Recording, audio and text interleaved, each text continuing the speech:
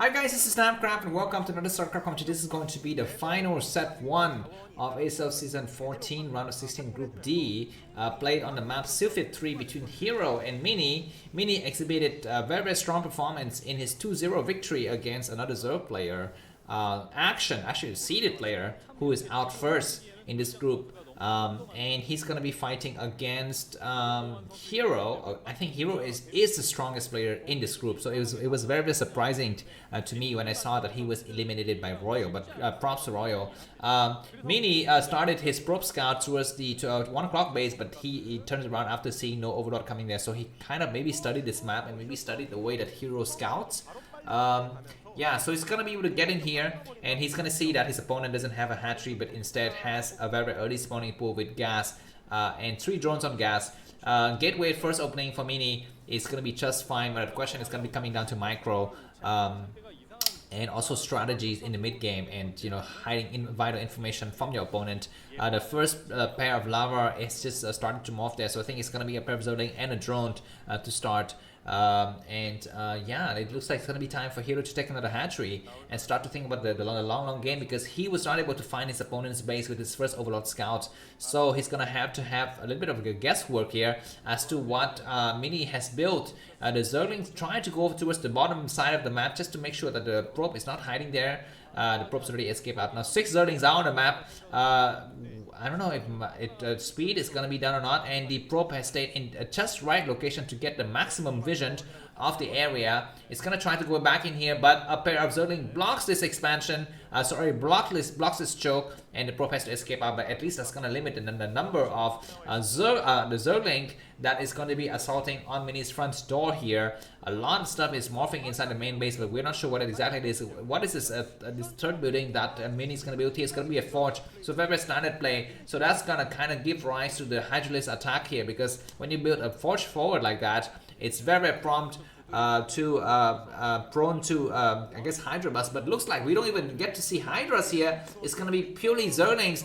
This probe is gonna try to get a little bit of a last scout here, but Zerling with speed is very fast, but the probe is staying just ahead of the Zerlings. But they all died. It all ends here, and a lot of Zerlings are coming out. And so does Mini sense some kind of weird stuff happening or not? At least he has a single cannon.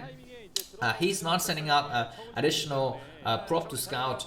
One of the Zealot is kind of hiding back in the corner just to make it look like there's something or there's nothing. He needs to pull the Zealot forward because a lot of Zerlings are coming out. Finally, he sees this kind of threat coming in. The cannon is going to get done, I think, but the Zerling, oh my god, get inside! A pair of Zerling get inside, but more probes, more Zealot coming out to support, and this is gonna be the end of the game. Maybe he needs to put more cannon up. These 6 Zerlings are gonna do a lot of havoc inside. The probes need to get pulled immediately. Estimator getting cancelled there. This single pylon is going to fall down. 3 Zealots coming in, but it's gonna leave room for more Zerlings attack on the front door. Probes needs to get pulled there. The probe pull is quite good. He needs to just permanently position his units over there and not to think about anything else. He's gonna have to. Oh my god, this cannon is very close to completion. The Zealot is trying very hard to drive the rest of the Zerlings out, but the micro level of Mini is quite good. He's held it his front. Now he needs to hold his back as well. The cannon gets completed on time. What is the follow-up for Mini? For Hero, is it going to be Mutalisk or Hydralisk or what? Because now it looks like there's nothing. There's no follow-up at all from Hero in terms of tech. He's just gonna stay inside his base, but it looks like Mini doesn't have any gas for the time being. So Mini needs to think about what to do about that. He's gonna start to produce his first gas. He puts Zealot inside the base just to be completely safe, that no Zerlings can do any kind of crazy stuff like attacking his Samnix's core or something like that.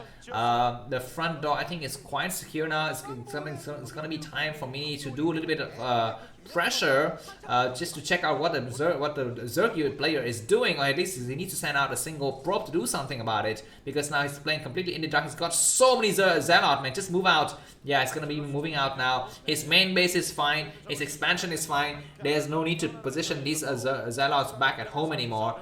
These Zerlings gonna try to come out and try to do a bit of harassment on the probe line. But we have a single Zealot in place, so these Zerlings are not gonna be able to do any kind of work here.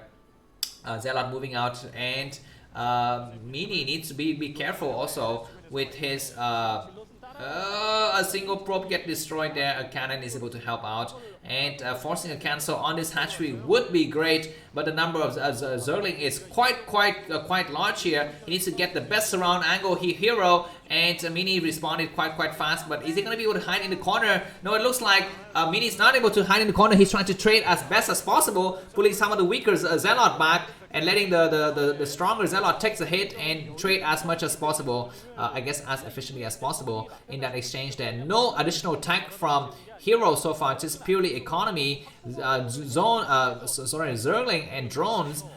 This Overlord is running away for some reason, so we don't see any